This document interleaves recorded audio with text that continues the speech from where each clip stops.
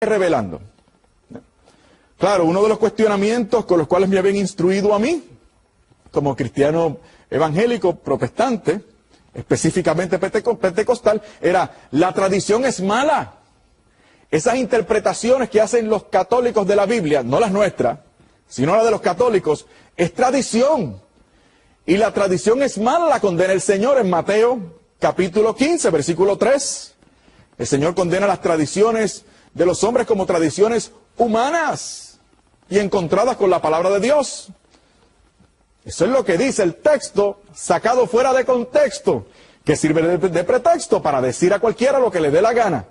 Pero el Señor no está hablando de una tradición del Espíritu, proveniente del Espíritu. El Señor está hablando de una tergiversación total, cabal, superflua de la verdad divina. El Señor está hablando de la tradición, de una tradición que se habían fijado los judíos, que decían que yo tengo el deber de sostener a mis padres. Eso sí, se deriva del cuarto mandamiento: honra a tu padre y a tu madre. Pero si yo tomo mis bienes y los consagro al templo, ya esos bienes consagrados al templo, yo sigo beneficiándome de ellos. Pero nominal, formalmente hablando, han sido consagrados al templo. Si mis bienes son consagrados al templo, yo no tengo por qué tomar de esos bienes para ayudar a mis padres, sostenerles. Eso era una tergiversación malévola del cuarto mandamiento. Ese tipo de tradición el Señor lo tenía que condenar.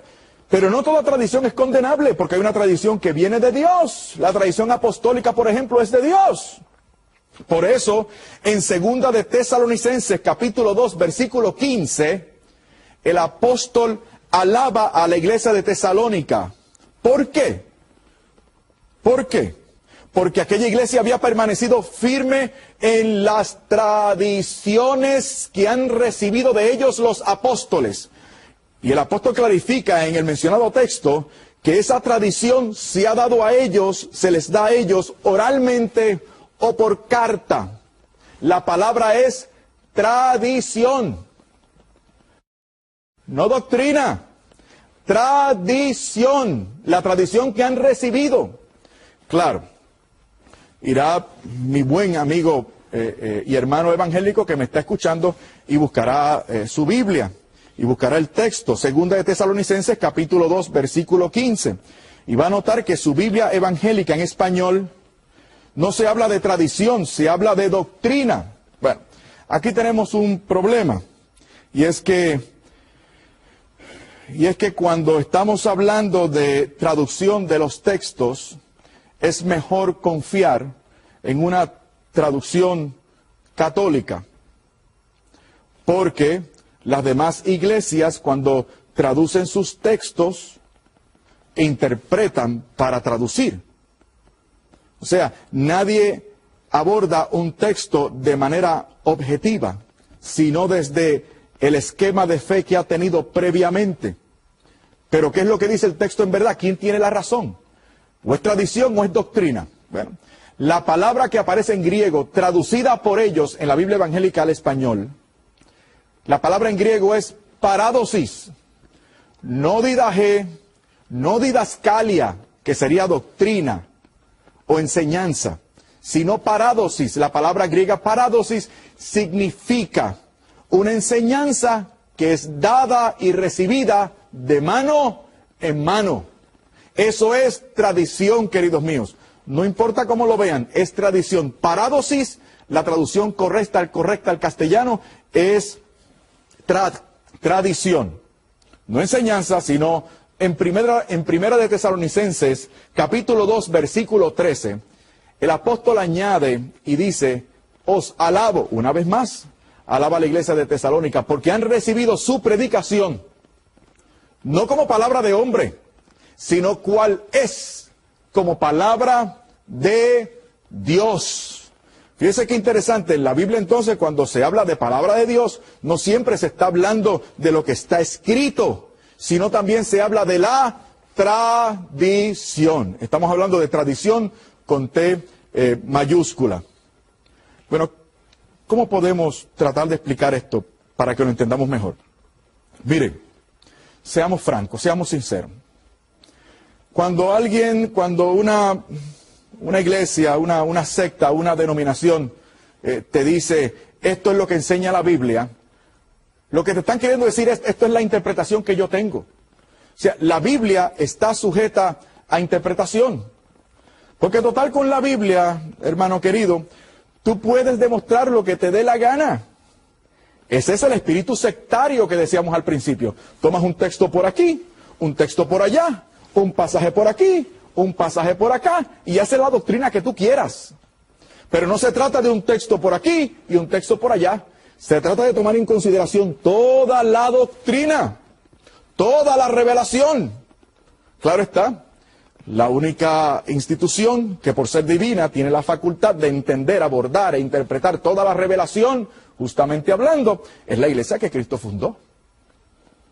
Pero hace falta entonces esa tradición para poner la Biblia al día, para interpretarla, para devengar de ella significado, para poder definir las verdades de fe cuando estas verdades de fe son puestas en duda o criticadas, malversadas por otras personas, como ha acontecido, por ejemplo, con el dogma de la transubstanciación o de la pentamisa, un dogma creído por los cristianos todo el tiempo, pero la iglesia se vio en la necesidad de definirlo y plantearlo como transubstanciación en el Cuarto Concilio de Letrán, en el 1215, porque para esa época comenzó a cuestionarse por algunas personas el dogma de la presencia real del Señor en la Santa Cena, en la Eucaristía, y por eso la iglesia, viendo el peligro que había de que muchos fieles perdieran la fe verdadera, la iglesia define, establece el parámetro. Por eso es que la tradición, la Biblia y lo que la iglesia interpreta de la Biblia tiene que ser considerado por nosotros de manera autónoma. Palabra contra la mía, ni la mía contra la tuya. Por eso es que hace falta un criterio de autoridad. No una norma formal, no, un criterio material, institucional. Voy a dar un ejemplo. Supongamos que así alguien con mucha autoridad en el nombre del pueblo de los Estados Unidos, estamos grabando en los Estados Unidos, digamos que alguien se levanta frente a nosotros y dice, estimados compatriotas, pueblo de los Estados Unidos, desde hoy en adelante cada cual va a vivir en este país según cada cual entienda, interprete y defina la Constitución de los Estados Unidos de América. Y que el espíritu de George Washington les acompañe y les asista. ¿Qué va a pasar? ¿Qué va a ocurrir? El acabose. La fragmentación de la sociedad americana. ¿Por qué? Bueno, ciertamente la Carta Magna, el documento legal más importante en este país, que da cohesión a la sociedad americana, es la Constitución de los Estados Unidos de América. Pero la Constitución de los Estados Unidos de América, queridos míos, no es suficiente para mantener el orden y la unidad de la sociedad americana. Entonces, ¿qué hace falta? Hace falta una interpretación, es decir, una puesta al día de esa Constitución para clarificar el espíritu de la Constitución, para que pueda haber orden, unidad, cohesión, paz en esta sociedad. ¿Y qué órgano se encarga de eso? Bueno, el sistema de justicia, el sistema de cortes, cuyo órgano apelativo en última instancia es la Corte Suprema de los Estados Unidos. Entonces hace falta un órgano rector, y ese órgano rector en última instancia es la Corte Suprema de los Estados Unidos. Ahora, queridos míos, vamos a hablar de nuevo francamente, porque yo estoy abriendo mi corazón. Estoy hablando desde lo más profundo de mi corazón, con mi corazón y mi Biblia, pero también utilizando el sentido común. ¿Significa esto que todos los jueces de la Corte Suprema de este país sean perfectos, castos y puros? Contéstate la pregunta. ¿Significa esto que algún miembro de la Corte Suprema de los Estados Unidos nunca haya cometido un acto de imprecisión al entender esa Constitución? ¿Cuál es la contestación? Ciertamente. Entonces, significa esto, como no son todos perfectos, castos y puros, significa esto que hay que eliminar la Corte Suprema. Que se vaya. Vamos a desarticularla. ¿Eso es lo que significa? No. Porque la Corte hace falta. Es necesaria para interpretar autoritativamente esa Constitución y aplicarla. Para que haya orden. Es necesario que exista ese órgano inapelable en última instancia. Algo similar ocurre con la Iglesia. La Iglesia es ese órgano rector, es ese sistema que da cohesión al pueblo de Dios. Este sistema. Y la Iglesia tiene un órgano rector jerárquico, que son los sucesores de los apóstoles. Y además, sobre ellos, tenemos el primado de San Pedro, en manos del Papa, custodiado por el Papa, por el Santo Padre. En esta ocasión, Benedicto XVI, porque ese es el órgano rector. Este es el sistema inapelable al cual nosotros nos recurrimos para una interpretación fidedigna. Porque este órgano rector tiene el Espíritu Santo, tiene la promesa de Dios de estar con ellos todos los días hasta el fin del mundo. Tienen la promesa del Espíritu Santo que conduce y revela una sola y única verdad. Esto fue lo que quiso el Señor. Esto fue lo que Él se inventó. Esto fue lo que Él quiso. Bueno, de que tú y yo lo hubiésemos hecho mejor, yo no sé. Yo lo que sé es que aquí no estamos hablando de tu apreciación ni la mía. De tu interpretación o la mía. Aquí estamos hablando de lo que el Señor ha fijado en su palabra. El que les escucha a ustedes, me escucha a mí. Y las puertas del infierno no prevalecerán en contra de la iglesia. Por eso, en el capítulo 19 de Mateo, el Señor a sus apóstoles les concede el poder de atar y desatar. Muchas de estas verdades de fe son explicitadas por la Iglesia Católica. La Iglesia, como tiene el Espíritu Santo, ha ido descubriendo elementos que añaden, que sobresaltan, que enriquecen esas verdades de fe fundamentales que Cristo reveló de una vez y para siempre. Por ejemplo, los dogmas marianos fueron revelados por Jesucristo. Están en la palabra de Dios. Y entonces toca a la iglesia descubrir esa riqueza mariológica y proponerla a los fieles para beneficio de los fieles. Porque los fieles nos beneficiamos, por ejemplo, de la mediación y el cuidado materno de nuestra Madre del Cielo. ¿Por qué? Porque la mediación de los ángeles y los santos es un hecho constatable en la Biblia. Tobías 12:12, Jeremías 15:1, Apocalipsis capítulo 5, versículo 8, capítulo 8, versículos 3 y 4. Juan capítulo 2, la Virgen intercede y en un momento dado, en un acontecimiento, digamos, cotidiano, humano, inconsecuente para algunos, pero no para la Virgen, con ese sentido femenino, maternal que tiene. Devengamos de ella entonces un cuidado especial. Hijo, mira, se han quedado sin vino.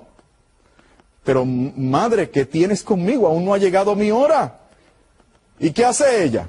Fíjate qué interesante, aún no ha llegado mi hora. Eso lo que significa es que en el calendario de Dios, ese día decía, no milagros. Pero la madre de Jesús le refirió un problema. Y no se trata de cualquier otro ser humano, se trata de su madre, de su mamá, de la Teotocos, la que lo dio a luz y la que se ha relacionado con él, con un vínculo maternal, filial maternal. Y recuerden que Jesucristo cumplió la ley más perfectamente que ningún otro ser humano. Y esa ley dice en el 4º mandamiento, honra a tu padre y a tu madre. Y la palabra hebrea La palabra hebrea, honrar, significa glorificar. Es que es una palabra tan fuerte que los traductores prefieren poner honrar. Pero la traducción verdadera es glorificar. O sea, el mandamiento lo que dice es, glorifica a tu padre y a tu madre. Si Jesucristo cumplió ese mandamiento a cabalidad, de manera total y perfecta, significa que Él glorificó a su madre. Yo soy su discípulo. O sea, yo soy un imitador, un seguidor de Jesucristo. Yo tengo que hacer lo que Él hizo. Por eso yo honro y glorifico a su madre. Proseguimos. Hijo, se les ha acabado el vino. Pero mujer, ¿qué tienes conmigo? Es que se han quedado, es que no ha llegado mi hora. ¿Y qué hizo el Señor? ¿Qué hizo la Virgen? La Virgen, confiando en la misericordia de su Hijo, le dice a los sirvientes, hagan todo lo que Él les diga. ¿Qué decía en el calendario de Dios? No milagros. ¿Qué pasó con la Virgen? Confió en el Señor. Confió en su misericordia. Tal vez ese día de hoy no había milagros prescritos, pero ella confiaba. Y ella tenía una especial y maternal influencia en su Hijo. Y todavía la tiene. Y Jesucristo obró un extraordinario milagro. ¿Por qué? Por mediación de la Virgen. Por mediación de su Madre Santísima. Entonces, si otros en los textos citados previamente, santos y ángeles, tienen acceso a la presencia de Jesucristo y pueden influenciar en su amor para que obre y restituya y haga milagros, ¿por qué no lo podemos hacer con su Madre Santísima? Su Madre Santísima que aparece en Apocalipsis 12 como Madre, porque habla de la simiente en términos de Jesucristo, pero habla también de la simiente en términos de la iglesia, de los discípulos de su Hijo. O sea, en Apocalipsis capítulo 12 tenemos a María Santísima como Madre de Jesús, pero Madre también de nosotros. Así que cuando nos dicen, oh, María tuvo más hijos, a mí me gusta contestar, sí, tuvo más hijos. Todos nosotros en la iglesia somos hijos de María. En el próximo programa, por cierto, lo vamos a dedicar, entre otras cosas, al tema de la virginidad de la Virgen María, porque fue otro de los temas con los cuales me trataron de enseñar, ¿no?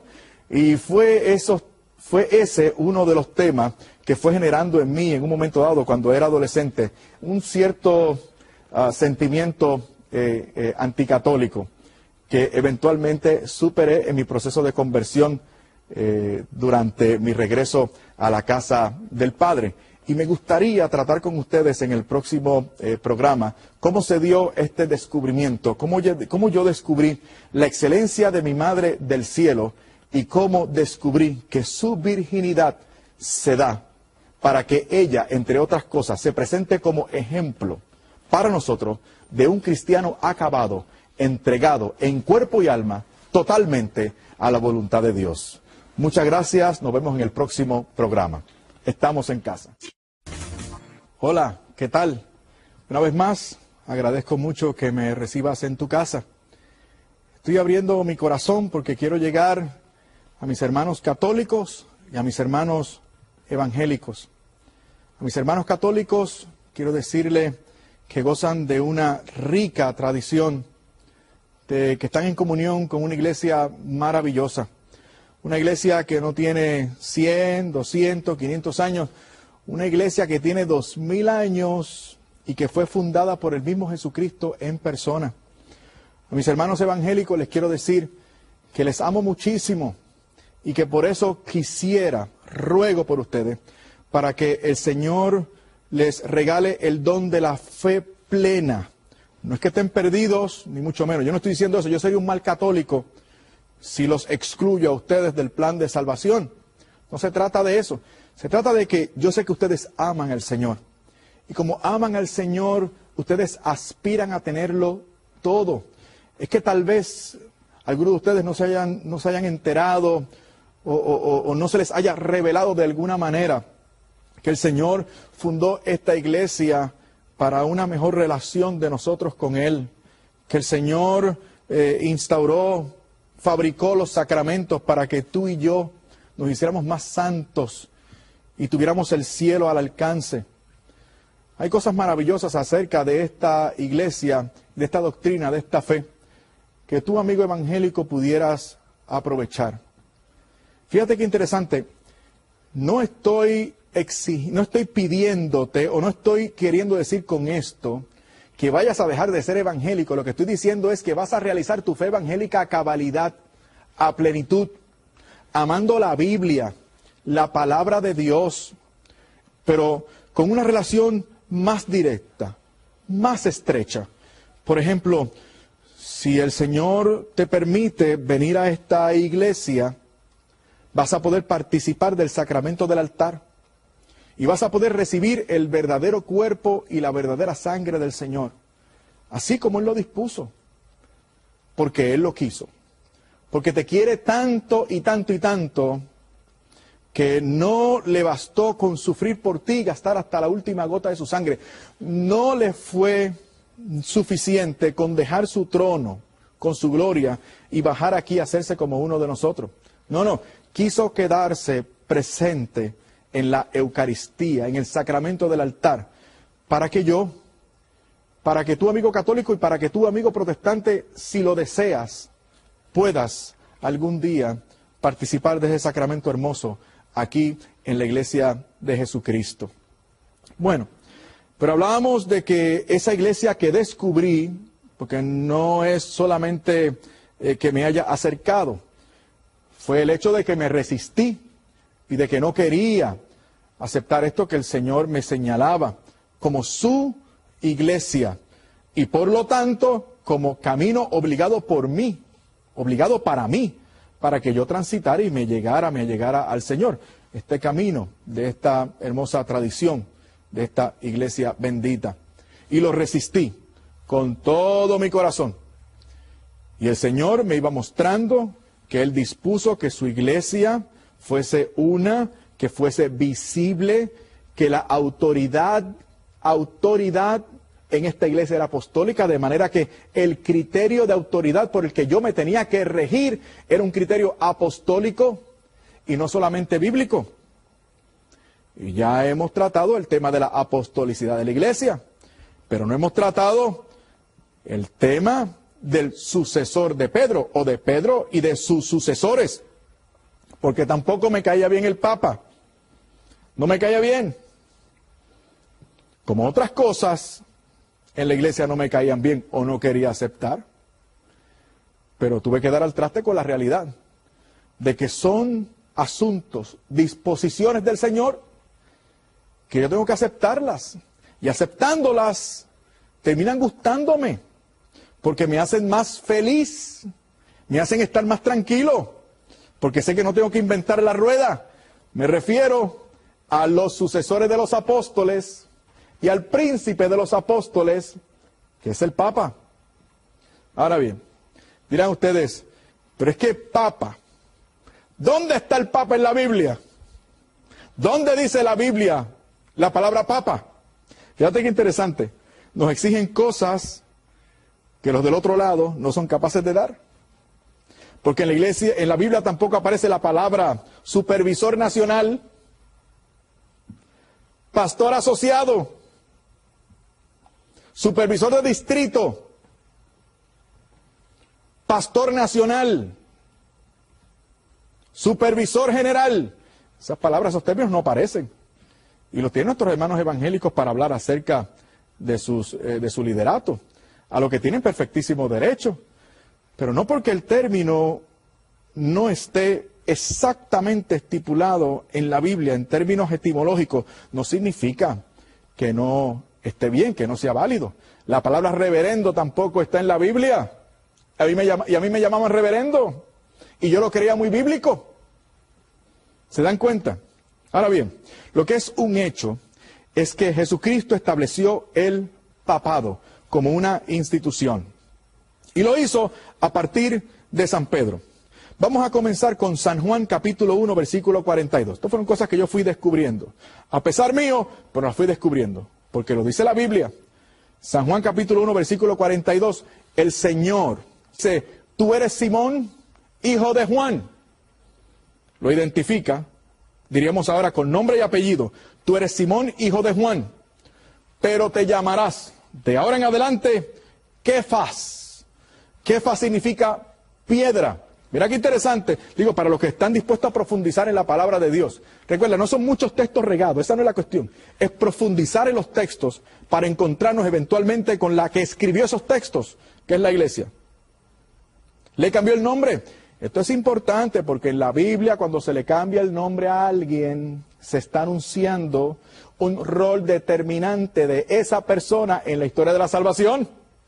Lo mismo ocurrió con Abraham, que terminó siendo Abraham. Jacob terminó siendo Israel. Y luego veremos cómo a María también se le cambia el nombre en el Evangelio por gracia plena, o la que está llena de gracia, el ángel cuando la saluda, en Lucas 1:28. O sea, cuando se le cambia el nombre a alguien, es determinante esa persona, va a ser determinante en la historia de la salvación.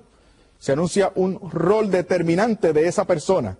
De ahí en adelante, es un llamado especial que se anuncia desde el cambio del nombre. Y no le pone cualquier nombre, no, le pone Kefas, que significa piedra. Y Jesucristo no hace nada de manera alocada. Dios ha establecido sus asuntos, y recuerden que nosotros creemos que hay una jerarquía de verdades. O sea, una verdad está relacionada necesariamente con la otra. De manera que lo que Dios hace siempre tiene cabeza y final, final y cabeza, todo se relaciona. Ya lo hemos dicho, las verdades de fe no se excluyen. Excluir verdades de fe y absolutizar otras, eso es sectarismo. Y ustedes, hermanos católicos, no quieren ser sectarios. Y los hermanos evangélicos tampoco quieren ser sectarios. Ustedes quieren estar en contacto con la verdad plena, no con parte. De ahí viene secta, sectario, parte, sector, sección. No, no, no. Todo, lo quieren todo. Kefas, piedra le puso. ¿Por qué? En Mateo 16:18, lo vas a ver, lo vas a corroborar. En Mateo 16:18 vas a ver por qué le puso piedra. Porque es sobre esa piedra que él va a fundar ahora su iglesia. Mateo 16:18. Y tú eres Pedro, Kefas. Tú eres piedra. Y sobre esta piedra, o sea, sobre ti, edificaré mi iglesia. Una vez más, en singular, no en plural, singular, mi iglesia. Si él fundó una iglesia, esa es la que queremos, ¿no? Pues bien, hace 2000 años atrás le dijo a Pedro, tú eres Kefas, o sea, piedra, y sobre esta piedra, o sea, sobre ti, edificaré mi iglesia. Y las puertas del infierno no prevalecerán contra ella. A ti daré las llaves del reino de los cielos. ¿Qué conlleva las llaves? Poder de atar y desatar. Es decir, el poder de regir la iglesia corresponderá desde que Cristo se vaya hasta nuestros días en la administración de ese poder. Y también el Papa, en ese sentido, como ocurrió como San Pedro en el momento dado en que estuvo, durante el proceso que estuvo trabajando como el príncipe de los apóstoles, fue también punto de referencia. Tienes las llaves. A ti daré las llaves del reino de los cielos. ¿Por qué? Pues porque Él lo quiso. Porque así Él lo dispuso. Lucas 22:31. Simón, mira que Satanás ha pedido permiso para sacudirlos a ustedes. Escuchen bien, Satanás ha pedido permiso para sacudirlos a ustedes. Él no está hablando de que él solamente está metido en el problema. No, no, no. Satanás ha pedido permiso para sacudirlos a ustedes como el trigo se limpia. Pero, dice Lucas 22:31, la palabra de Dios, pero yo he rogado por ti. Mira qué interesante, no dice, usted está en un problema, Satanás ha pedido permiso para acabar con ustedes, y yo estoy orando mucho por ustedes. Era lo lógico, ¿no? Pero el Señor dijo, Satanás ha pedido permiso para sacudirlos a ustedes, pero yo estoy rogando por ti, por Pedro, para que tu fe no venga abajo. Y añade además la última oración del versículo 31 del capítulo 22. Y tú cuando hayas vuelto, tendrás que fortalecer a tus hermanos. Es decir, cuidar de ellos, servirles de aliciente. Entonces es importante que San Pedro, que sus sucesores, es importante orar por ellos, porque Satanás está como león rugiente buscando a quien devorar. Y se ha empeñado con la iglesia. ¿Y por quién tenemos que orar? Según el Señor. Por el Papa. Para que la fe del Papa no caiga. Porque ese es el criterio de unidad, diríamos nosotros. El criterio de unidad. Miramos al Papa y miramos a los obispos y a la jerarquía en términos generales, y podemos asegurar que ahí está la iglesia, según los padres de la iglesia. San Ireneo de Lyon lo decía, donde está el obispo, ahí está la iglesia y el Espíritu Santo. Ireneo de Lyon lo dijo en el año 165 o 164. Es importante orar por el Santo Padre. El Papa es el ser humano más atacado por el diablo, porque es el vicario de Cristo en la tierra, porque el Señor lo dispuso de esa manera. Marcos 14:37. Marcos 14:37. Dice, volvió y los encontró dormidos en el momento más profundo de la pasión del Señor. En el momento culminante de la misión de Jesús, ellos se quedan dormidos. Y llega el Señor para llamarles la atención. Y el Señor los encontró dormidos. Pero no regañó a todo el mundo. No. A Pedro, dice, le dijo a Pedro, los encontró dormidos y le dijo a Pedro, ¿duermes? De modo que no pudiste permanecer despierto una hora. Pero si todos estaban dormidos, ¿por qué se empeña en que Pedro haga las cosas que no les exige a los demás? Los demás también dormían. Pero él le pregunta a Pedro, ¿estás dormido? Le llama la atención. No pudiste esperar tan siquiera una hora. ¿Por qué? Porque Pedro es el que está a cargo. Como decimos en mi país, se cae de la mata. Si yo voy a una fábrica y tengo a un gerente en la fábrica y veo que los empleados no están haciendo lo que corresponde, ¿a quién voy a llamar? ¿A los empleados? No, llamo al gerente, llamo al que está a cargo. Pero no solamente por este texto, sino que cuando se menciona, se hace el listado de los apóstoles en todo el Nuevo Testamento, siempre se pone a Pedro en primer lugar. Fíjense qué interesante. San Juan capítulo 21, versículos del 15 al 18. Dice una vez más, Simón, hijo de Juan, ¿me amas más que estos? Y le preguntó 2 veces más. 3 veces le preguntó, ¿me amas, Pedro? Una vez por cada negación. ¿Te acuerdas? ¿Me amas, Pedro? Él se entristeció, Pedro, y le dijo, Señor, tú sabes todas las cosas, tú sabes que te amo. Y el Señor le dijo, pastorea mis ovejas. ¿Qué más directo lo quieres? El Señor delegó el cuidado de su rebaño a Pedro, y a través de Pedro a sus sucesores. La historia es clara, la historia no nos miente en este sentido.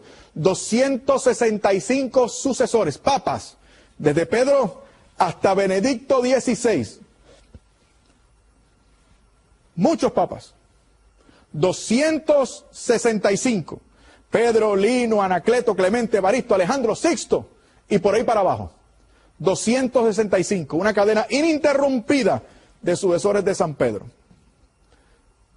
las puertas del infierno.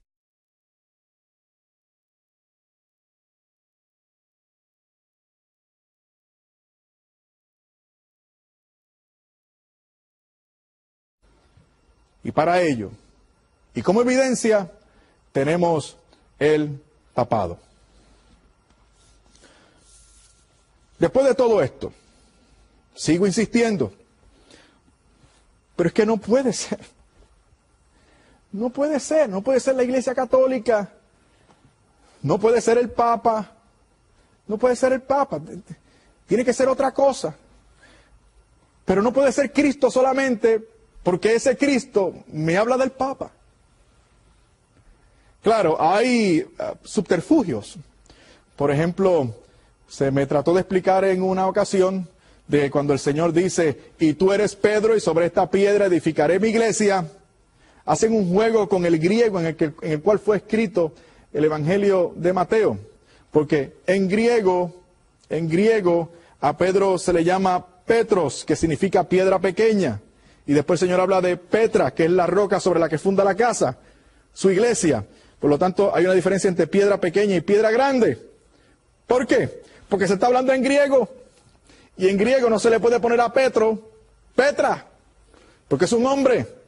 Por eso le llama Petro, piedra pequeña, y Petra, la roca sobre la cual va a fundar la iglesia. Pero resulta que no son dos cosas distintas. Es lo mismo, la misma persona. Porque el Señor no hablaba en griego, el Señor habló en arameo. Y en arameo, en el lenguaje en el cual Jesús dijo esas palabras, no hay diferencia entre una piedra pequeña y una piedra grande. No es cuestión de interpretación. Es que el Señor hablaba en arameo. Ahora bien, por eso me llamó mucho la atención, porque eso ocurrió más o menos para el año 1997. 1997. Y para ese año compré la nueva versión de la Biblia evangélica en español, Reina Valera, edición de 1995. Una edición en la cual participaron algunos de mis profesores. Y es una Biblia de estudio. Y cuando ustedes ven el comentario al pie de página de la Biblia evangélica Reina Valera del 95, hace esta misma interpretación católica que acabo de hacer, de Mateo 16-18.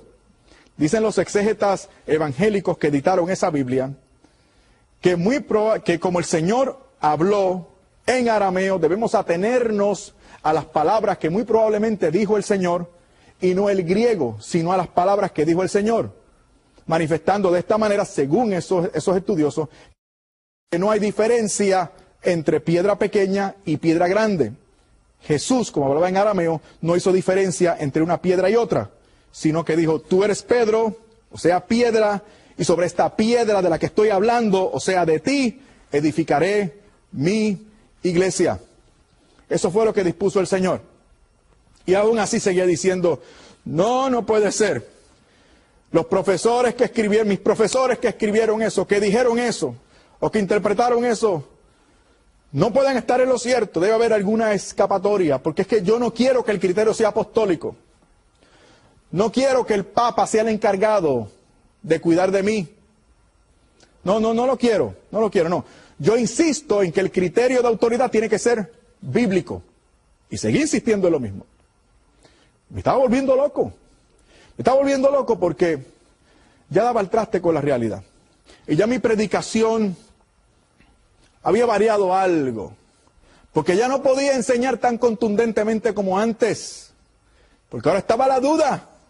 Bueno, decía yo, les hablo acerca de la Santa Cena, pero les hablo como un símbolo, como creemos nosotros, o lo hablo como quiso Cristo, como un sacramento en términos de presencia real. Bueno, ¿predico acerca de la Virgen o no predico acerca de la Virgen? Eran cuestionamientos que me venían a la mente. Cuando estábamos preparando a gente para que se bautizara, ¿debía rebautizar a aquellos que ya se habían bautizado? Aunque Efesios 4:5 dijera que debíamos nosotros permanecer en un solo bautismo. ¿Dónde está el criterio bíblico? Porque a mí me habían enseñado en el seminario que el meollo, la norma. Lo esencial de mi fe evangélica era que la Biblia era la única norma de fe, doctrina y conducta. Fíjese si me lo aprendí bien, que todavía lo recuerdo. La Biblia es la única norma, la Biblia, la única norma de fe, doctrina y conducta. Solo la Biblia. Pero un criterio tal tiene que aparecer en la Biblia. Y lo busqué, y lo busqué. Estuve buscando el texto que me dijera eso. Lo busqué y lo busqué. Como decimos en el Caribe, por mi madre que lo busqué. O sea, no les quepa la menor duda. Yo busqué el texto que me dijera. Lo que me habían enseñado era el fundamento, la esencia de mi fe evangélica. Que la Biblia era la única norma de fe, doctrina y conducta. ¿Y saben qué? No lo encontré. No lo encontré. Voy donde algunos compañeros míos preguntándoles, oye, ¿te acuerdas de lo que nos enseñaron en el seminario? Aquello de que la Biblia era lo único, la única norma, lo único necesario. Sí, seguro que lo recuerdo. Pues no sé, aparentemente perdí las notas o no me acuerdo bien, pero es que no recuerdo el texto bíblico que diga eso. ¿Podrías ayudarme? Ellos preguntaban, o me decían, sí, eso está en la Biblia, eso está Sí, nos los enseñaron, sí, está ¿será en Tesalonicenses? ¿Será Timoteo? ¿Será Colosenses? No, la verdad es que no recuerdo. Fui donde mi primer profesor de teología. Pregunté, doctor González, ¿podría ayudarme? Es que, usted perdone, pero es que recuerda cuando usted nos enseñó esto de la Biblia solo la Biblia como criterio de autoridad. Sí, seguro. ¿Podría usted decirme dónde está eso en la Biblia? Y él me dijo, oye, Fernando, qué mal estudiante resultaste ser. Yo nunca dije que eso estuviera en la Biblia. No. Yo lo que dije fue que eso se infiere. Y le dije, oiga, pero doctor, fíjese qué interesante. Resulta que el criterio más importante, teológico más importante, que indica que la Biblia es la única norma de fe, doctrina y conducta, no es bíblico. No hay un texto que lo explicite. Y me dijo, no, explícito no, pero implícito sí. Se puede devengar la idea. Entonces comenzó un pequeño debate. Y le dije, pero doctor, no entiendo, porque nosotros acusamos a los católicos de inferir cosas y de no tomarlas según claramente estén estipuladas en la Biblia. Y me dijo, bueno, pero ¿quieres que te ayude o no quieres que te ayude? Y dije, bueno, ayúdame. Entonces me dijo, el texto que está buscando es 2 de Timoteo, capítulo 3, versículo 16. Que dice, toda escritura es inspirada por Dios y útil para enseñar, redarguir, corregir, a fin de que todo hombre llegue a ser perfecto a la altura del Señor Jesús. Qué contento me puse. Hay un texto que decía que la escritura es inspirada. Y si es inspirada, ¿para qué quiero otra cosa? Me basta con la escritura. Me olvido de todo lo demás. Porque aquí lo importante es no hacerme católico. Pero tuve que profundizar en el texto. No se trataba, recuerden, ya había aprendido que no era cuestión de citar. Es citar y profundizar. ¿Y saben lo que descubrí? ¿Saben lo que descubrí? Que esa escritura que San Pablo llama inspirada, en el siglo I, era el Antiguo Testamento griego, que era la Biblia de los primeros cristianos, que casualmente incluía los libros deuterocanónicos que yo no tenía en mi Biblia evangélica. Ahora el texto que yo arguía a mi favor para no hacerme católico se vertía en mi contra para señalarme a la única iglesia que sí había perseverado, al igual que San Pablo, en 2 de Timoteo 3:16, de que esos 7 libros eran también divinamente inspirados. Vamos a proseguir dándote más razones en el próximo programa de por qué decidí volver a la casa del Padre. Y aquí estoy hoy, en casa. En casa. ¿Qué tal? Mi nombre es Fernando Casanova. Soy profesor de teología en la Facultad de Teología de los Padres Dominicos en la Universidad Central de Bayamón. y fundador y director de la Alianza Formativa, que es un ministerio de evangelización y formación de la fe católica para la Arquidiócesis de San Juan de Puerto Rico. Y estoy aquí una vez más con mi Biblia en la mano y mi corazón abierto para llegar a mis amigos católicos y a mis amigos evangélicos.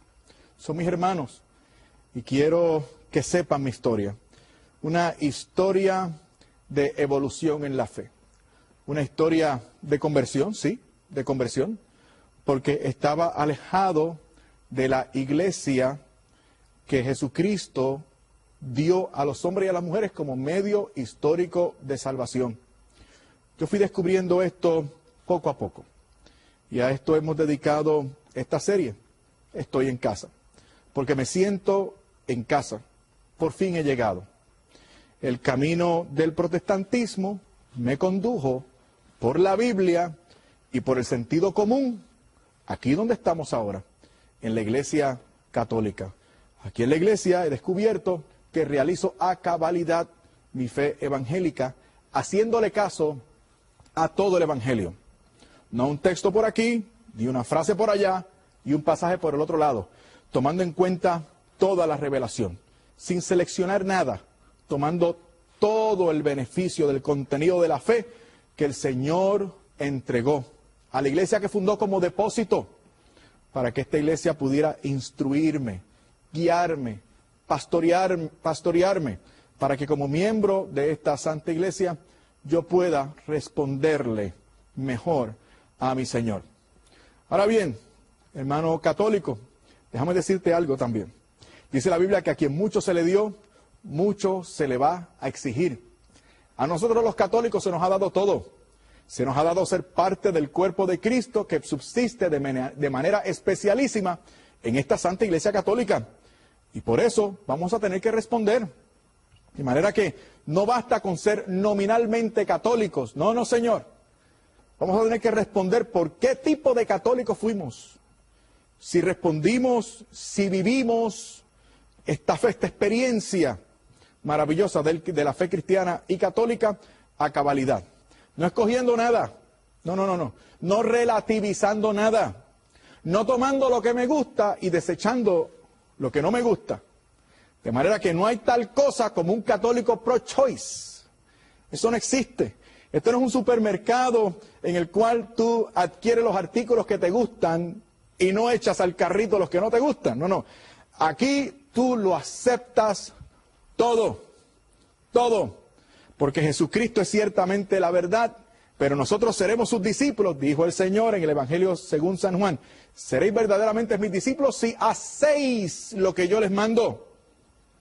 Entonces, hay que estar en contacto con Jesús y amarle mucho, pero ese contacto y ese amor conlleva obedecerle y creer no lo que me parezca, sino lo que Él ha revelado. Y por esto, hermanos católicos, vamos a tener que responder al Señor.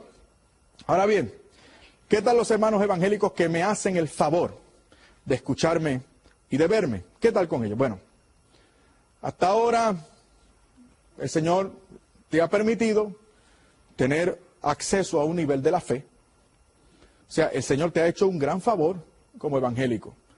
Has recibido la palabra de Dios, la cual crees, la amas, la lees, tienes fe en Jesucristo, amas a tu prójimo, pero eso no es suficiente.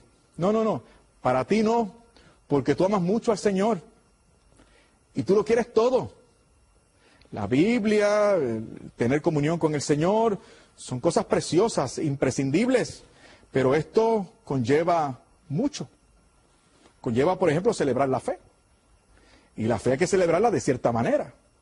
Y esa manera instituida por Cristo para celebrar la fe es la Santa Eucaristía, que es un sacramento además. Entonces, mi invitación una vez más es a que prestemos atención al contenido bíblico, pero no seleccionando textos, sino profundizando.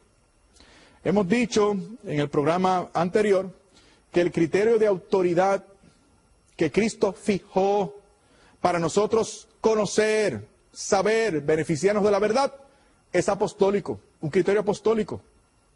y que el Papa está en la cima de ese criterio.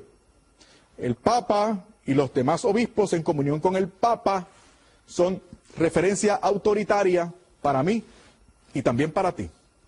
Así lo dispuso el Señor. Yo recuerdo cuando estaba en mi clase bíblica dominical, era un niño, y una de las primeras cosas que a mí me llamaron mucho la atención sobre el catolicismo, recuerden que yo nací y me crié en una iglesia de extracción pentecostal, conservadora, fundamentalista, gente muy buena, gente que amo y aprecio muchísimo, pero parte de la doctrina de esa facción del cristianismo consiste en ser anticatólico o anticatólica. Tenemos que admitirlo. Parte de la doctrina del ideario religioso en el cual yo me formé era también anticatólico. Por ejemplo, recuerdo yo aquella clase bíblica dominical, yo debía tener algunos 13 años tal vez. Me dijo mi maestro de escuela bíblica dominical que el Papa era el anticristo, que era el anticristo, nada más y nada menos. Entonces yo levanté la mano y le pregunté a mi maestro, hermano, esto es bien importante lo que nos está señalando.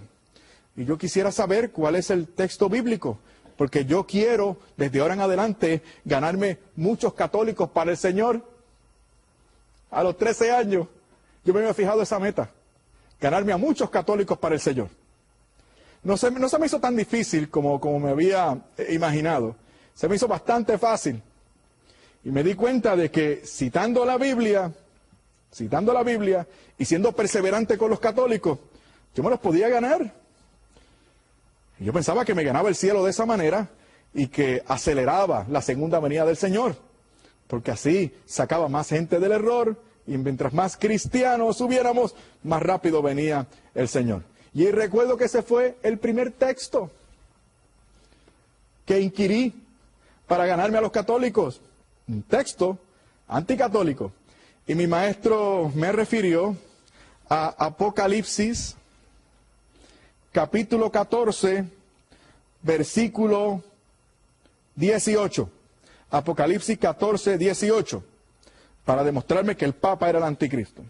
Dice, aquí está la sabiduría, que el inteligente calcule la cifra de la bestia, pues es la cifra de un hombre. Su cifra es el 666. Ese fue el texto que me dieron. Y reaccioné. ¿Dónde dice Papa? Le pregunté a mi maestro. Y me dijo, no, es que, mira, lo que pasa es que es el Papa porque el Papa usa una corona. Claro, no es corona. Después resultó que era una mitra. En esa tiara, en esa corona, habían una frase inscrita en la parte de atrás, que no se veía, era algo secreto. Y aquella frase era el título oficial del Papa. Aquella frase era Vicarius Filii Dei. En español, el vicario de Cristo. Y mi maestro comenzó a poner esas letras en la pizarra. Vicarius Filii Dei. Y le empezó a dar valor numérico, dejándose llevar por su equivalente en letras romanas. Y sumó frente a nosotros. Y fue impresionante. Dio la suma de esos caracteres romanos que constituían el título del Papa, Vicarius Filii Dei, dio la cifra de 666. Ahora se darán cuenta ustedes de que mi primer dosis de anticatolicismo fue muy fuerte. Se me demostraba que el título del Papa, calculando los caracteres romanos, daba a 666. Igual que como decía la Biblia, el sello de la bestia. ¿Y qué pasó? Cuando estoy en este proceso, descubriendo lo que no quería descubrir, me di cuenta de que aquella primera dosis de anticatolicismo que me habían dado no se basaba en un hecho, sino en un embuste. Un título que también fue inventado, porque el título oficial del Papa no es Vicarius Filii Dei, el título es Vicarius Christi. Ese es el título del Papa, el vicario de Cristo, no el vicario del Hijo de Dios.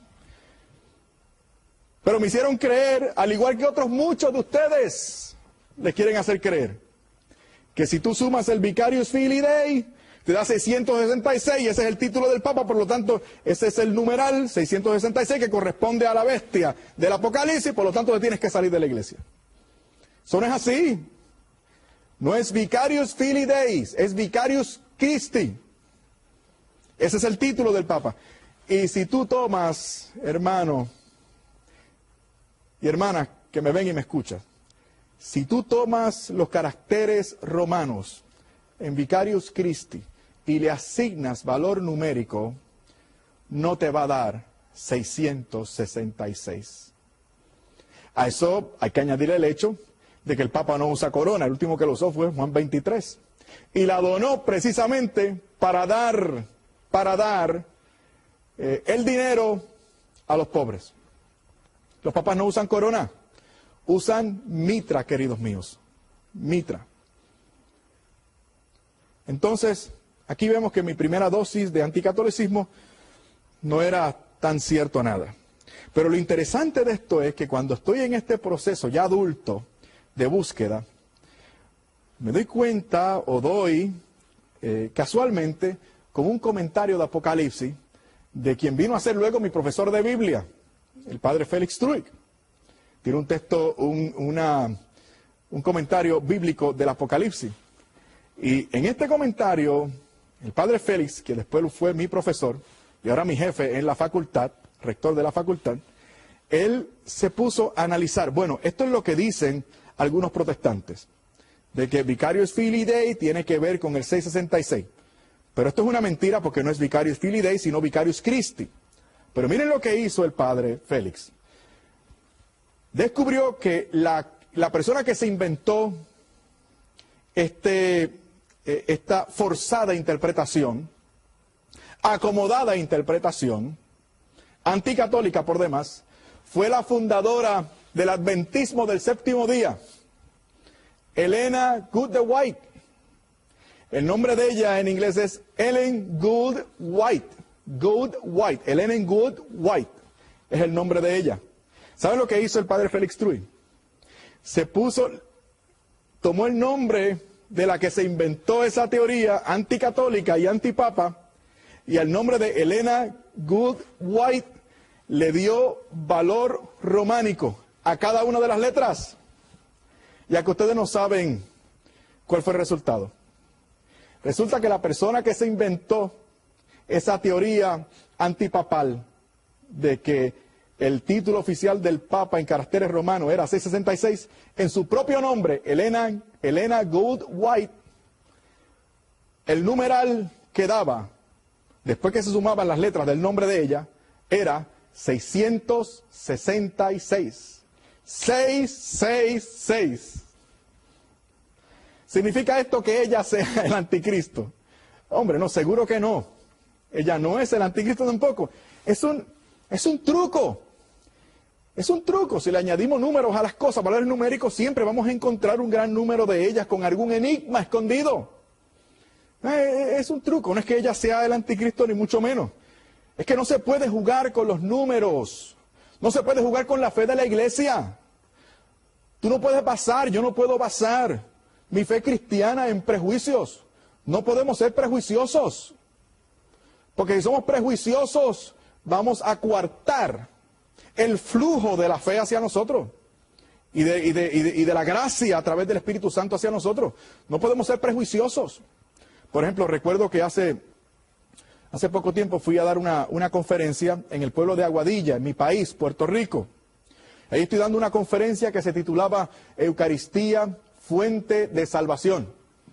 Así fue, Eucaristía, Fuente de Salvación. En pocos días recibí una carta en mi casa y la carta me la enviaba una hermana que tiene un ministerio también de promoción de la lectura de la Biblia para conquistar a los católicos. O sea, esa es la misión del ministerio de esa señora que me escribió, sacar católicos de su iglesia, de la iglesia católica. Y me lo dijo así, sinceramente. Agradecí mucho su sinceridad, aunque me lamenté muchísimo por ella. Estaba cometiendo un grave error. Pero fíjense, ella me escribe para decirme, Fernando Casanova, señor Fernando Casanova, nunca me llamó hermano de ninguna manera.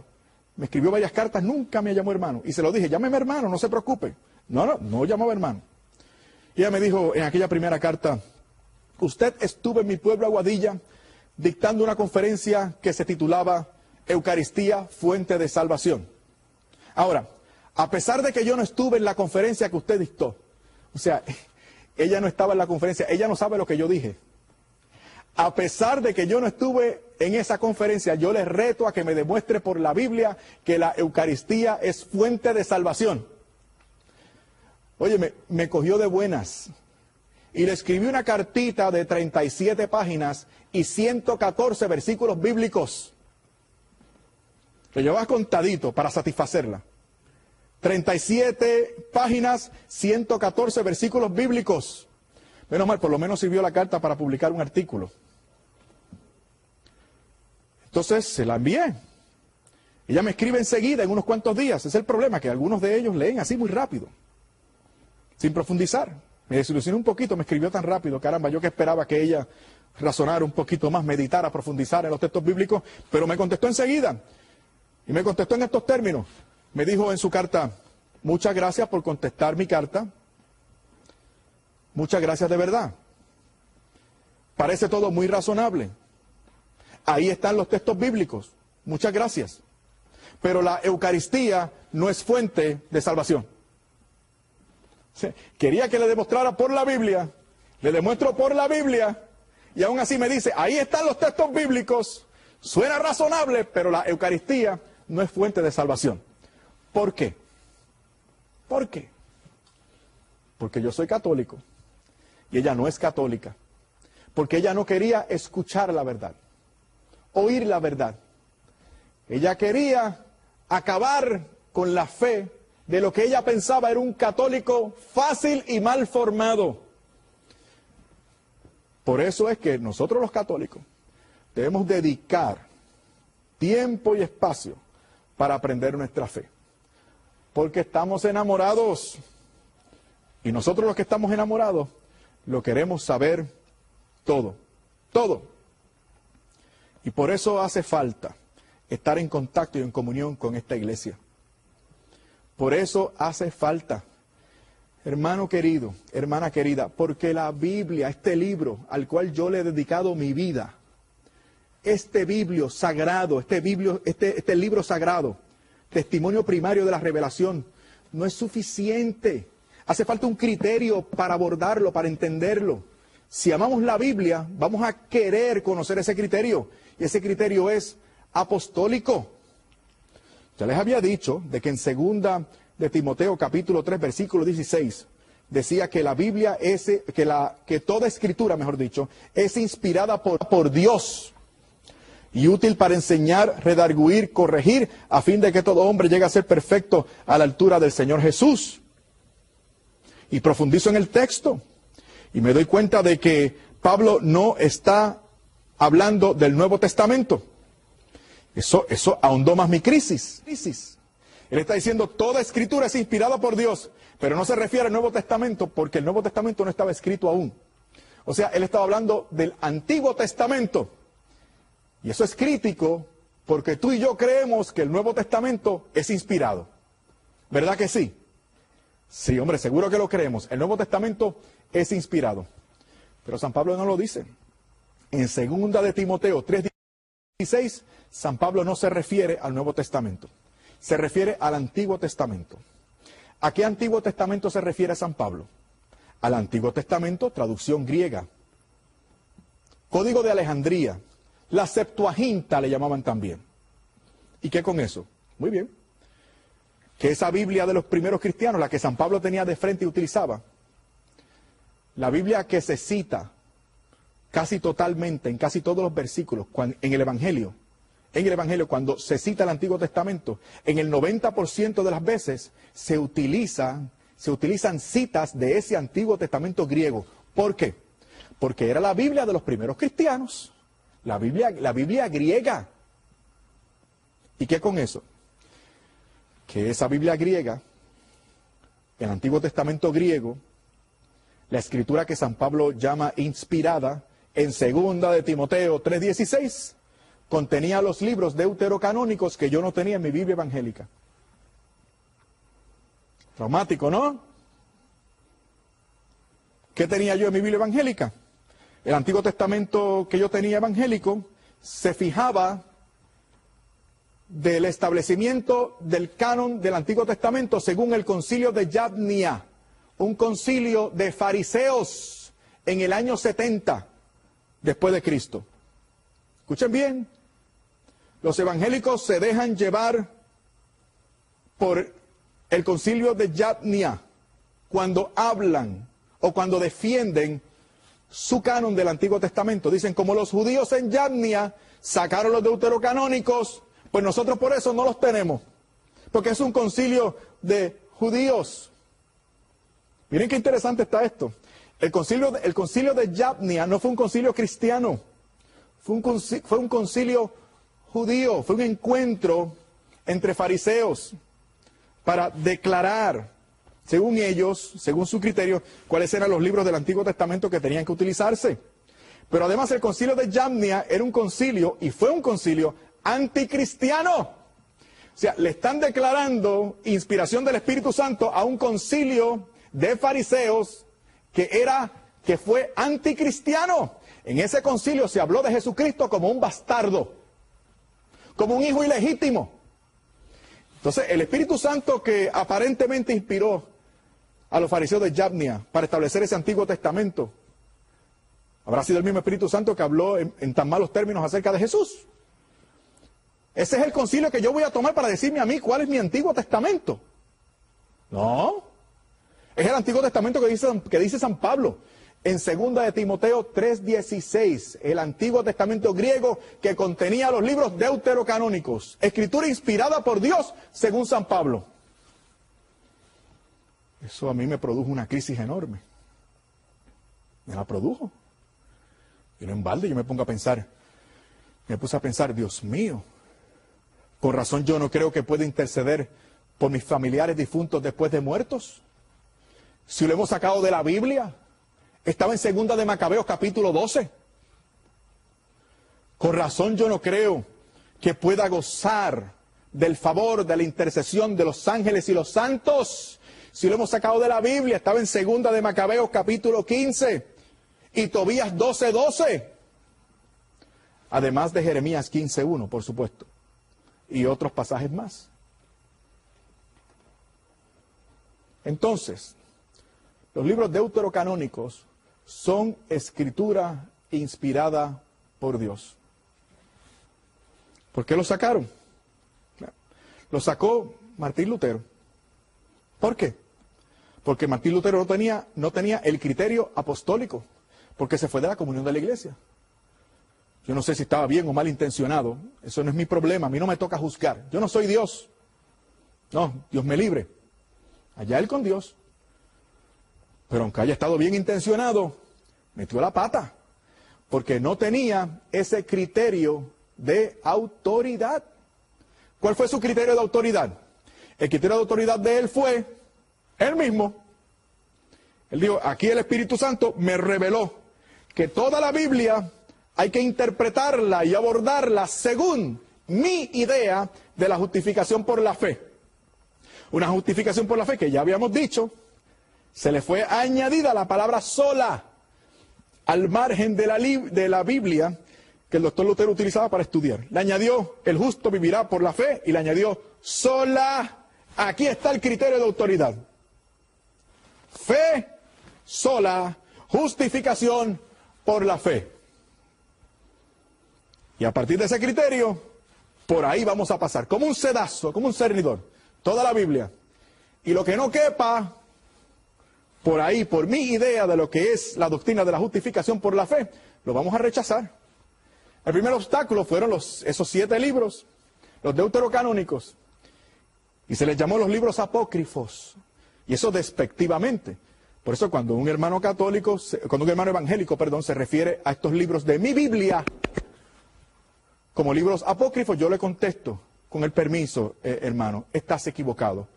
Apócrifo es una palabra despectiva para referirse a unos libros que yo aprecio mucho como palabra de Dios. Hablemos francamente. Los evangélicos lo agradecen. Los evangélicos respetan a los católicos bien formados que no temen compartir su fe. Los respetan. Y de esa manera podremos recibir el beneficio de estar acompañados en esta iglesia por alguno de ellos.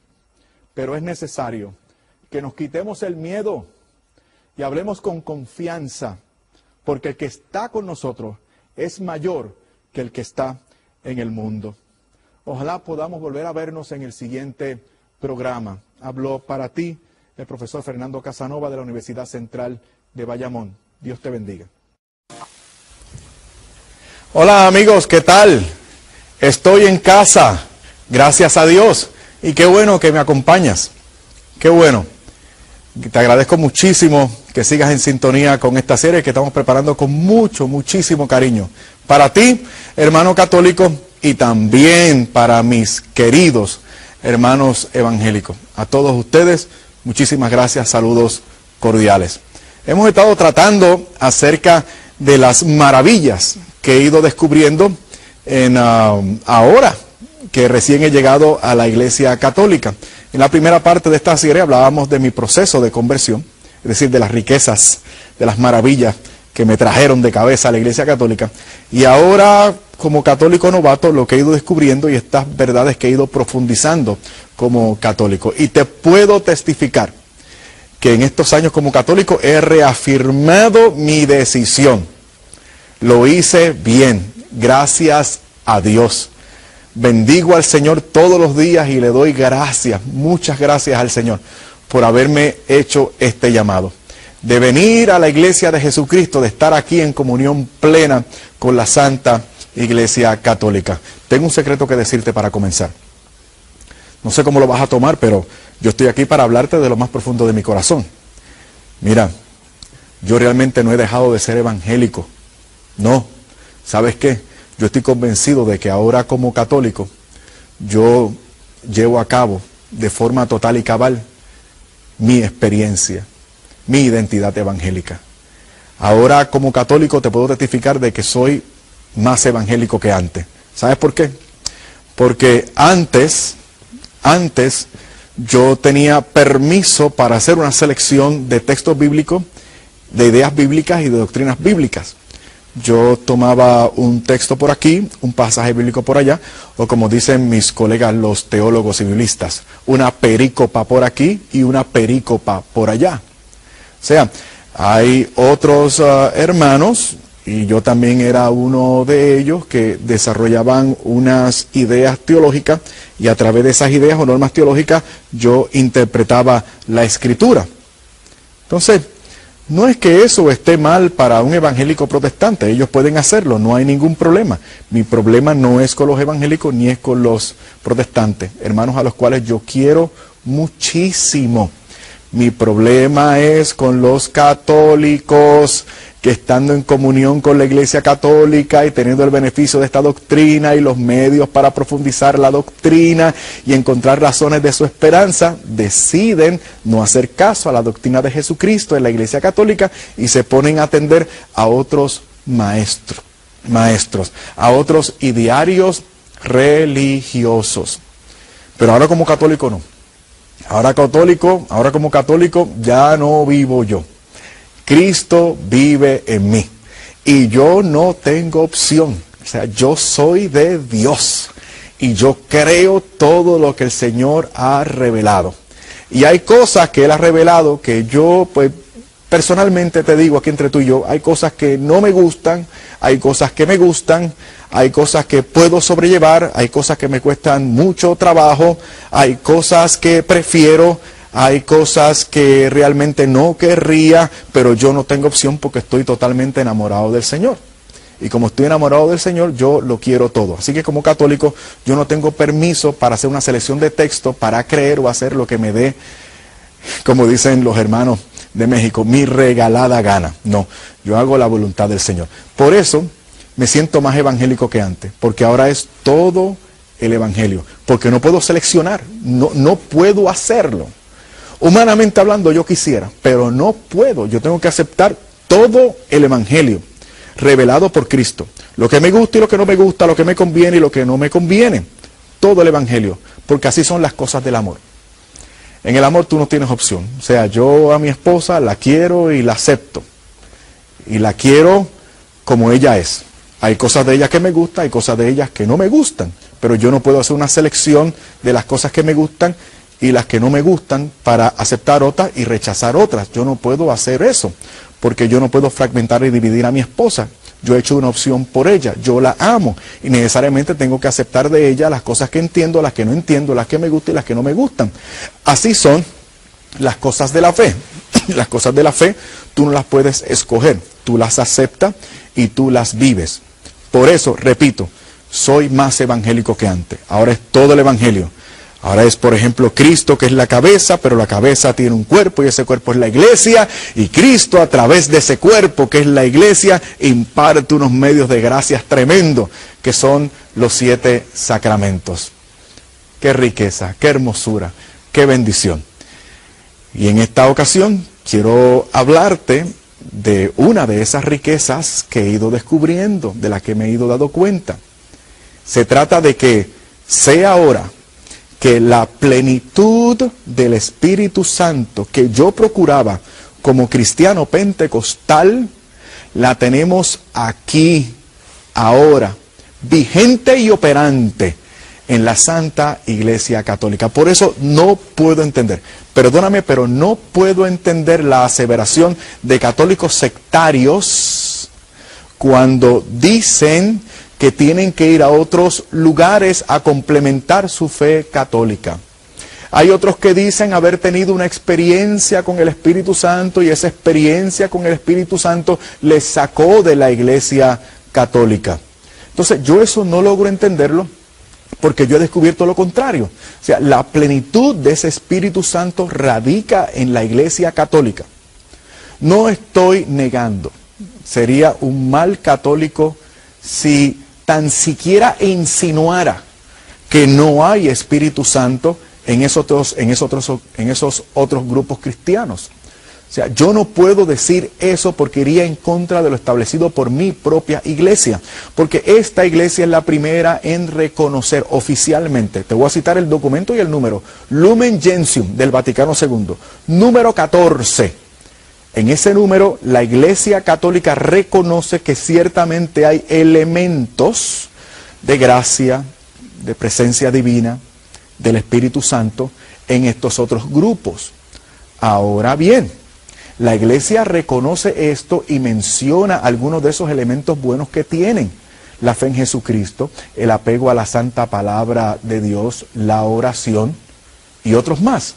¿Por qué la Iglesia Católica reconoce esto?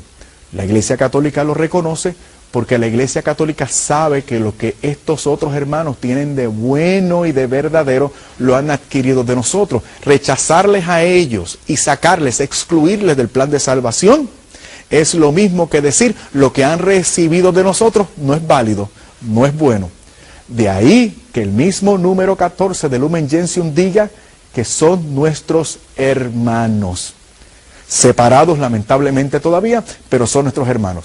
Ahora bien, el mismo número aclara que si a alguien, como alguno de ellos, como me sucedió a mí, le fuese revelado por el Espíritu Santo que la Iglesia Católica fue fundada por Cristo y por lo tanto necesaria para la salvación, si alguien descubriera, si alguien llegara a tener conciencia de la institución divina de la Iglesia Católica y por lo tanto descubriera la necesidad de esa iglesia para su salvación, y a pesar de tener esa conciencia, de haber recibido esa revelación, decidiera no pertenecer a la iglesia, en ese caso, por estar actuando en contra de su conciencia y de lo que es correcto y de lo que Dios le ha permitido saber y conocer, en ese caso, esa persona no podrá salvarse.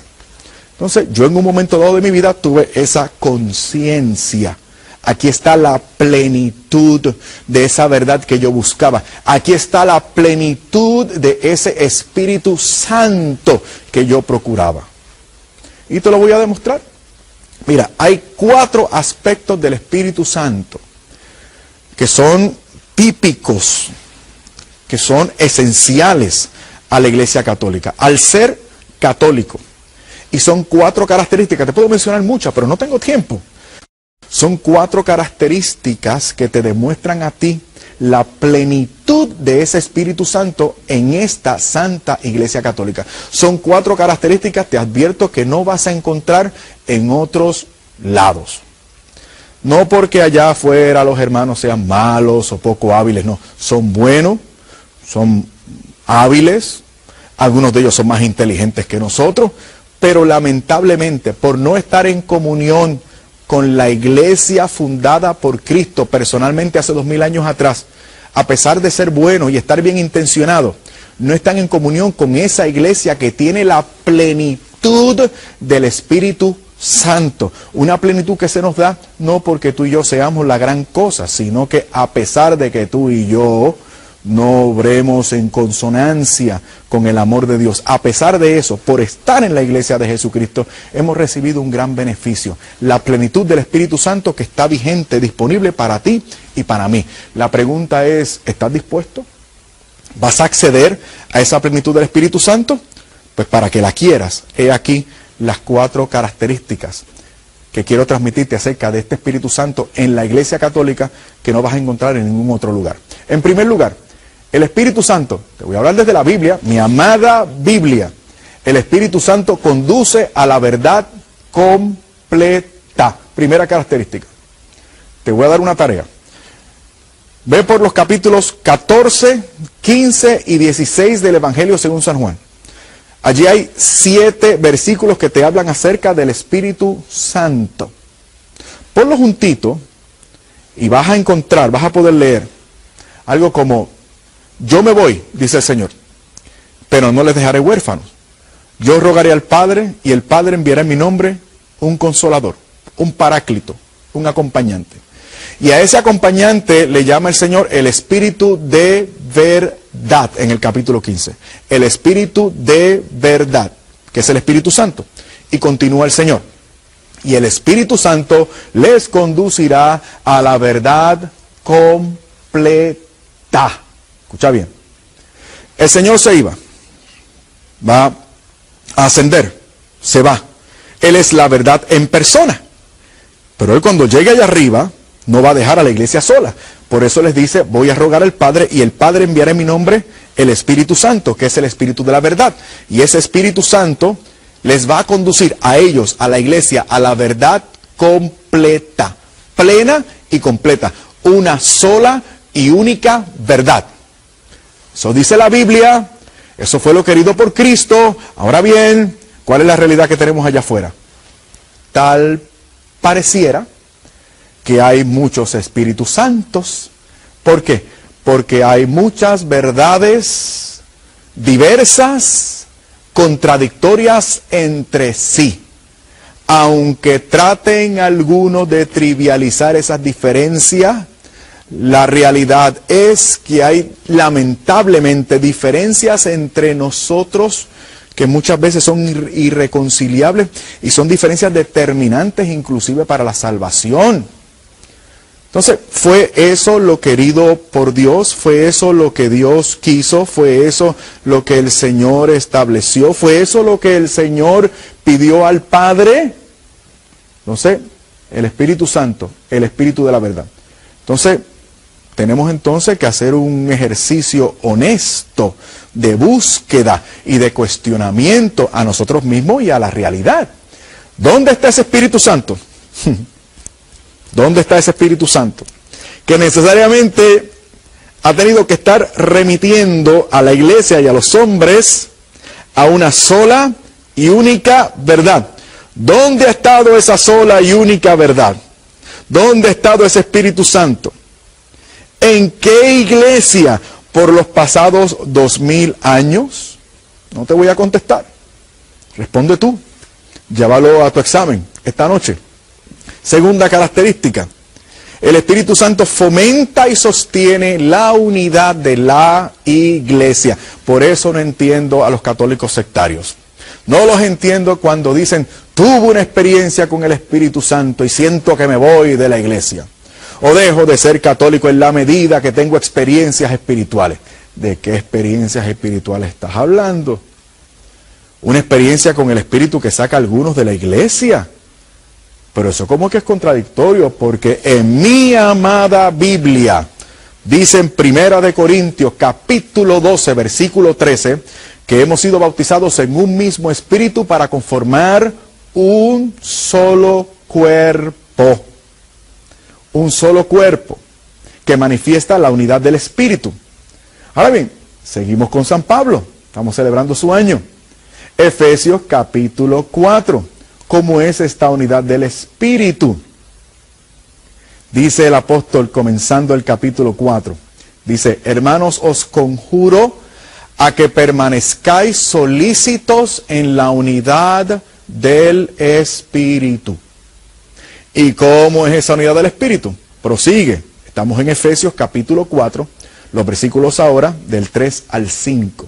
Dice el apóstol, un solo cuerpo, una sola fe, un solo bautismo en un mismo espíritu. Cuerpo, uno solo.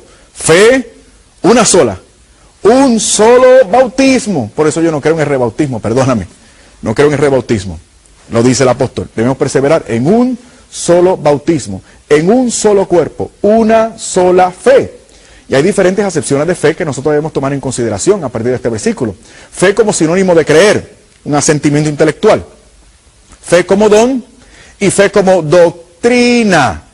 O sea, el apóstol está hablando de un contenido dogmático, doctrinal, unas verdades de fe en las cuales tú tienes que perseverar si quieres mantenerte en la unidad del Espíritu. Ahora la pregunta es, ¿para qué el apóstol San Pablo está con esto? ¿O para qué el Espíritu Santo está con esto a través de la pluma de San Pablo? La respuesta está en el versículo 14 del capítulo 4 de Efesios. He aquí la razón, para permanecer en la unidad del Espíritu, un solo cuerpo, una sola fe, un solo bautismo. Dice el versículo 14 del capítulo 4 de Efesios. Para que no seáis ya niños, llevados a la deriva, por cualquier viento de doctrina, a la merced de embaucadores que conducen al error. Una de las razones por qué estoy en la Iglesia Católica, porque estoy más seguro. Un camino expedito al cielo, si soy perseverante, si soy fiel, si permanezco en la unidad del Espíritu. Bueno, tercera característica, el Espíritu Santo fomenta y sostiene la catolicidad de la Iglesia. Catolicidad de la Iglesia. Hechos, capítulo 1, versículo 8. Dice el Señor, que vendrá sobre ellos el Espíritu Santo. ¿Para qué se da el Espíritu Santo? Para que tú sientas cosquillitas por dentro, para que sientas bonito. Bueno, eso no es lo que dice el Señor. Hechos 1:8 dice el Señor que va a venir el Espíritu Santo sobre ellos y entonces seréis mis testigos. Mira, para lo que se te da el Espíritu Santo. Seréis mis testigos en Judea, en Samaria y hasta los confines de la tierra. Un solo y único testimonio de Jesús hasta los confines de la tierra. En otras palabras, el mensaje de Jesús o la verdad esa del Espíritu Santo, que es el Espíritu de la verdad. Esa verdad y ese testimonio es de repercusión universal. Judea, Samaria y hasta los confines de la tierra. Y otra palabra para universal es católica. Por eso es que en Mateo capítulo 28, versículo 20, el Señor dice, vayan y prediquen esta buena noticia a todas las naciones, cumpliendo ahora la promesa hecha por Yahvé Dios a Abraham. En ti serán benditas todas las naciones de la tierra. Pues ahora dice el Señor, vayan y prediquen esta buena noticia a todas las naciones, bautizándoles en el nombre del Padre, del Hijo y del Espíritu Santo, el sacramento a través del cual entramos al pacto de gracia. Y dice además, enseñándoles todo lo que yo les he mostrado. Es toda la revelación.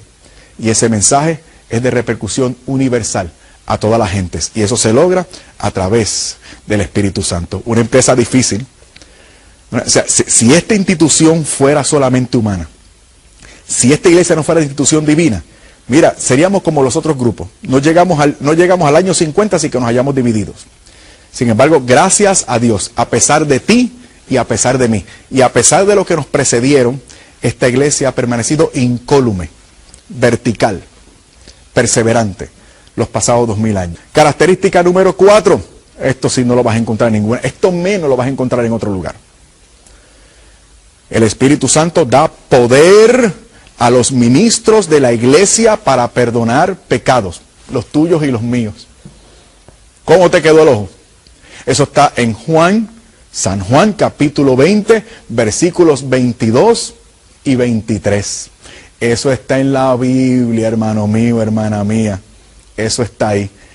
Así que tú, hermana mía, que estás preocupada porque los tuyos no se confiesan, tu preocupación es de Dios. Tu preocupación es buena.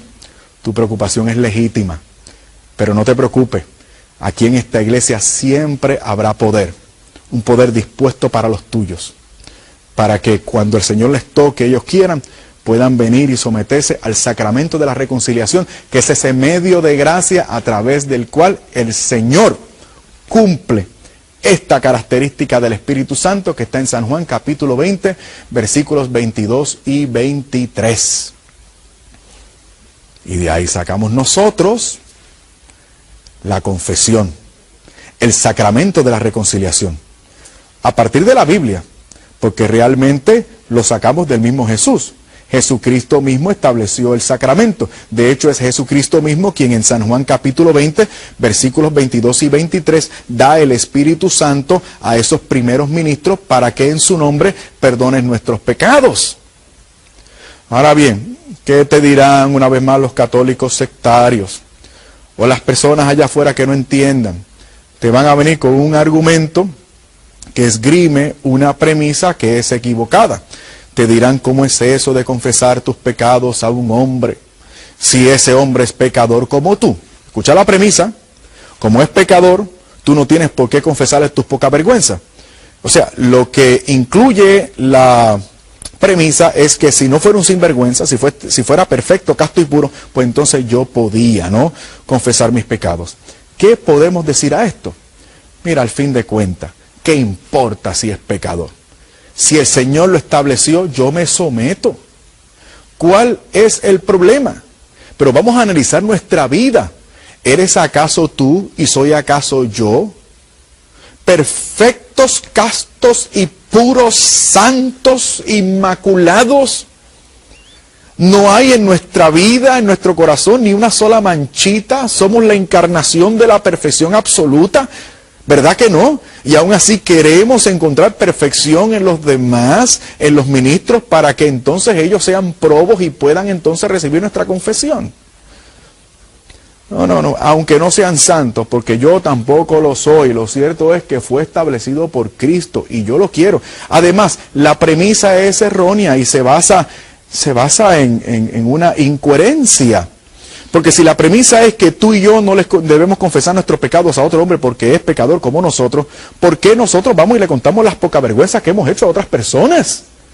Porque vamos donde nuestro mejor amigo, donde nuestra mejor amiga y se lo decimos todo. Algunos de ustedes hasta pagan y van al psicólogo y al psiquiatra y a ellos se lo dicen todito, todito.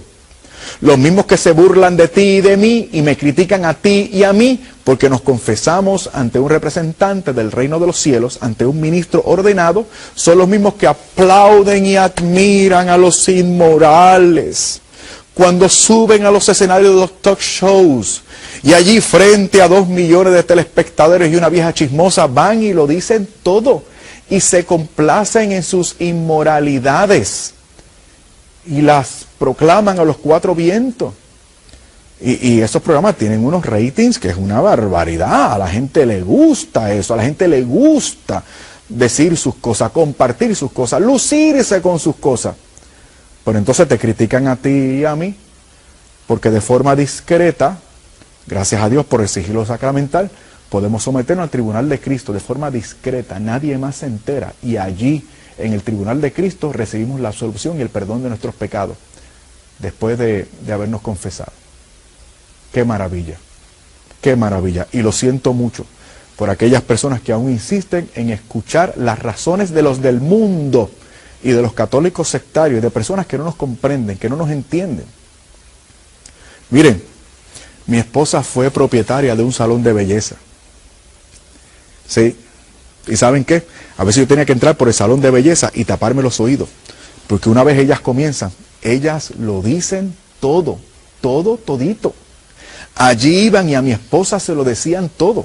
Y después venía por la noche mi esposa y me lo decía todo a mí. O sea, a la gente le gusta decir sus cosas. Dicen sus cosas. Narran sus poca vergüenza. Pero entonces te critican a ti y a mí. Eso es incoherente. Eso no es justo. Eso no está bien. Entonces, ¿qué podemos decir? Podríamos decir algunas cosas más sobre el sacramento de la reconciliación. Pero sé que el argumento que están esbozando algunos es que no es bíblico. Voy a concluir entonces estos últimos segundos dándote algunos textos bíblicos que te demuestran el sacramento de la reconciliación. Proverbios 28:13 dice que el que confiesa su pecado y se aparta alcanza misericordia. En Santiago 5:17 hay una orden tajante: confesaos vuestros pecados. Mateo 3:6 dice que iban a ser bautizados por Juan el Bautista confesando sus pecados. Este te va a encantar. Hechos 19:18 dice que los que habían creído, escucha bien, después de haber creído, para los que piensan que es cuestión solo de creer, los que habían creído, después de haber creído, venían a confesar sus pecados. Y hasta el siglo VIII la confesión era pública, my friend. Y en San Juan, capítulo 20, versículos 22 y 23, el Señor sopló sobre ellos el Espíritu Santo y les dijo: recibid el Espíritu Santo. A quienes le perdonen los pecados, les serán perdonados. Y a quienes le retengan los pecados, les serán retenidos. ¿Lo dijo o no lo dijo? Aquí, gracias al Señor, tenemos en casa la plenitud del Espíritu Santo disponible para ti, para que te beneficies de esta presencia divina y puedas lograr realizarte como cristiano y como cristiana. Aquí en casa siempre te estaremos esperando con los brazos abiertos. Dios te bendiga. Hola, ¿qué tal? Una vez más les saluda Fernando Casanova. Soy profesor de teología en la Facultad de los Padres Dominicos de la Universidad Central de Bayamón y fundador y director de la Alianza Formativa, un apostolado de evangelización y formación de la fe católica para la feligresía de San Juan, de la Arquidiócesis de San Juan de Puerto Rico. Y sigo compartiendo mi historia de conversión con ustedes, una conversión a la fe católica, es decir, un proceso de evolución, de avance. Yo iba por el camino correcto, no estaba equivocado, era evangélico, era cristiano evangélico, de tradición pentecostal, y caminaba por ese camino, pero en un momento dado encontré que ese camino de fidelidad a la palabra de Dios me conducía a la que escribió la palabra de Dios, a la iglesia que escribió la palabra de Dios.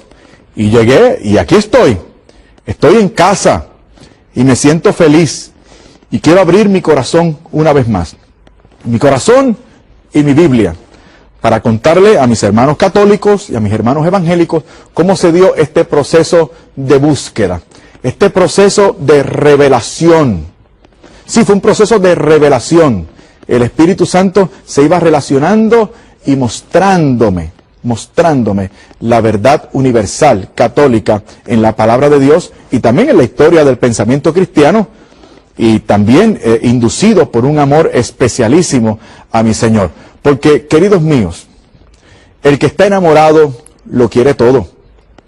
El que ama al Señor verdaderamente como lo aman ustedes, lo quieren todo.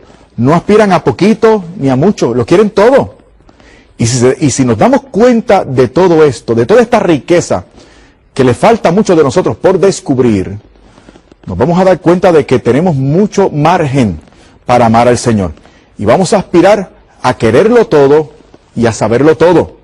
No nos vamos a conformar con parte de la verdad, con textos aislados o fuera de contexto. Vamos a querer y aspirar, entender y entrar en contacto con toda la palabra de Dios.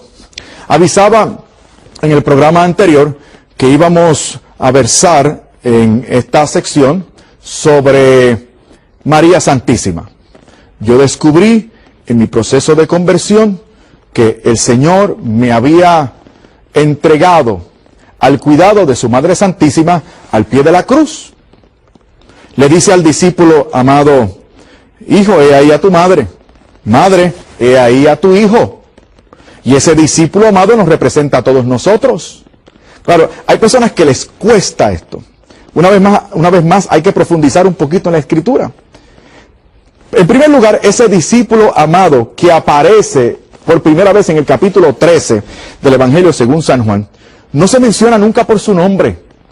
Sabemos por la tradición que es Juan, pero a partir del capítulo 13 de San Juan, cuando aparece ese discípulo amado, no se menciona por su nombre.